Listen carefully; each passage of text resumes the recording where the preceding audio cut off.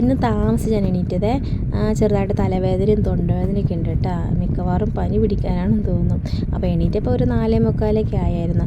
അപ്പോൾ ഞാൻ വേഗം തന്നെ ചോറൊക്കെ അടുപ്പത്ത് വെച്ചു, കുടിക്കാനുള്ള വെള്ളം അടുപ്പത്ത് വെച്ചു. നമ്മൾ കറികളെല്ലാം ഉണ്ടാക്കുന്നത് ഈ അടുപ്പ് തന്നെയാണ്. ഗ്യാസ് അങ്ങനെ ഉപയോഗിക്കാറില്ല കേട്ടോ.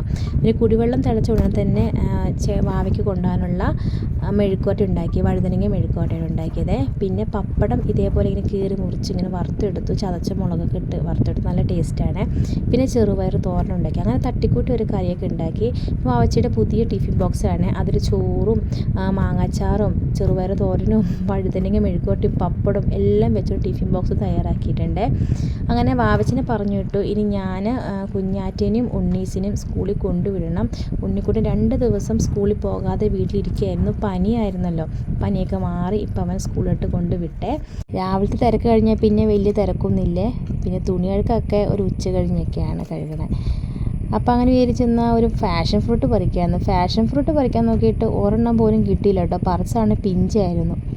പിന്നെ ഒന്നും പറിക്കാൻ നോക്കിയില്ല. അപ്പോൾ ഇന്നത്തെ എൻ്റെ വീഡിയോ ഇത്രയേ ഉള്ളൂ. വീഡിയോ ഇഷ്ടപ്പെടുവാണെങ്കിൽ ഒന്ന് ലൈക്ക് ചെയ്യുക, സബ്സ്ക്രൈബ് ചെയ്യുക.